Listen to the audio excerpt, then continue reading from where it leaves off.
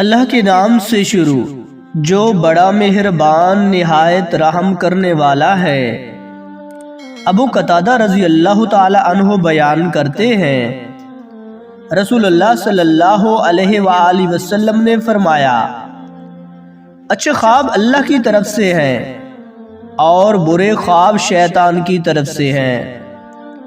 جب تم میں سے کوئی پسندیدہ چیز دیکھے تو وہ اس کا اظہار اسی سے کرے جسے وہ پسند کرتا ہے، اور اگر کوئی ناپسندیدہ خواب دیکھے تو وہ اس کے شر سے اور شیطان کے شر سے اللہ کی پناہ طلب کرے اور 3 بار اپنی بائیں جانب تھتکارے اور اس کے متعلق کسی سے بات نہ کرے، اسی طرح وہ اس کے لیے مضر نہیں ہوگا۔